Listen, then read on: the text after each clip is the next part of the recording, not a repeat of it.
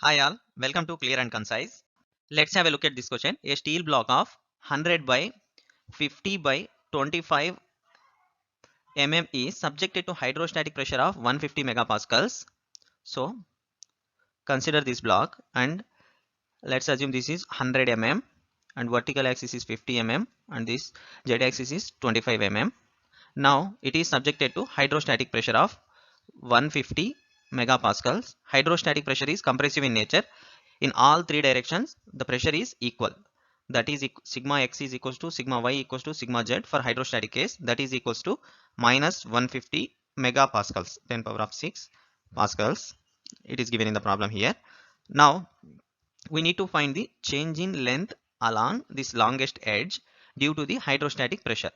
We know epsilon x, that is strain in x direction, is equals to 1 by E, that is Young's modulus, times sigma x minus nu into sigma y plus sigma z.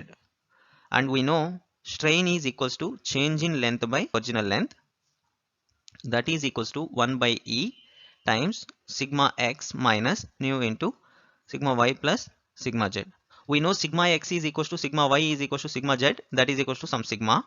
So taking it out and rewriting this equation in terms of delta L equals to, so L by E times sigma 1 minus 2 nu. 1 minus 2 nu. Now let's substitute the values here. L is 100 writing that in meters. So 100 into 10 power of minus 3 divided by E, that is 200 gigapascals, 200 into 10 power of 9, and stress is 150 megapascals, so 150 into 10 power of 6 times 1 minus 2 into 0.3. So calculating delta L is equals to 30 micrometers. So change in length along the longest edge, that is 100 is 30 micrometers. 30 micrometers.